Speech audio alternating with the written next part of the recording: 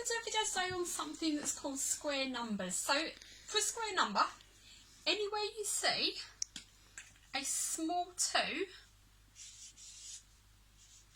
to the top right corner of a number like this, that means you're squaring it. So squaring, all we mean by that is that we're multiplying whatever this number is by itself. So if we've got 3 squared, what we're actually working out is 3 times 3. So if we do 3 times 3, that gives us 9. So 3 squared is the equivalent to 9. If we do 6 squared, so we've got our 6, we've got the small 2 to the right, top right corner, so we know we're squaring it. So this time we're going to do 6 times 6. So we're just timesing whatever the main number is by itself. So 6 times 6, that gives us 36. Easiest way to think about square numbers, so we know what a square looks like. So we're looking for a shape which is the same distance going downwards as what it is going across. So, pre-draw this one. So I've got my squares to the right hand side. So I've got 1 squared, 2 squared, 3 squared and 4 squared. And I've already got this drawn out. So,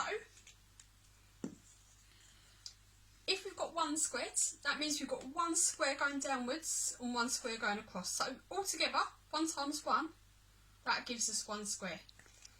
If we're doing 2 squared, that means we've got 2 squares going downwards and 2 squares going across. So 2 times 2, or 2 squared, that gives us 4, and that gives us 4 squares altogether.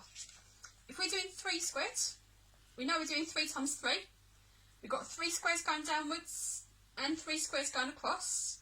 So 3 times 3, that gives us 9. So altogether, we know we should have 9 squares there. And lastly, we've got 4 squared. We know we're doing 4 times 4. We've got 4 squares going downwards and 4 squares going across. We know 4 times 4 gives us 16.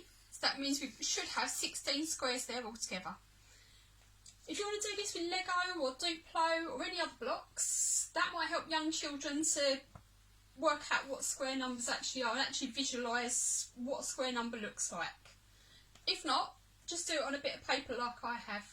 I'm going to show you one last trick with square numbers. So anywhere where you're squaring a number which ends in a 5, so if we were to do, for example, let's do 25 times 25. So if we've got 25 times 25, anywhere where you're squaring a number which ends in a 5 like this, the answer will always end in 25. So we know straight away our answer is going to be ends in 25.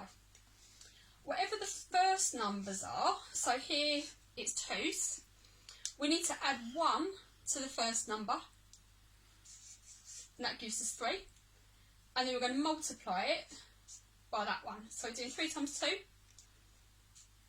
and that gives us 6. So if we're doing 25 times 25, that gives us 625. If we was to do 75 times 75, again, the number ends in a 5, so we know our answer will end in 25. So I can write our 25 out straight away. This time, I'm going to add 1 to the 7, that's going to make it 8. We're going to multiply that by the other 7. So we're only adding a 1 to the first one. So if we do 8 times 7, that gives us 56. So 75 times 75 is 5,625. Now you can do this trick with any number that ends in a 5. Doesn't matter how big the number is, that will always work for you. Right, just a bit on square numbers today. If anyone's got any suggestions for any other maths that they want me to cover, then they can let me know on the video. But that's it for square numbers today. Right, thank you. Bye.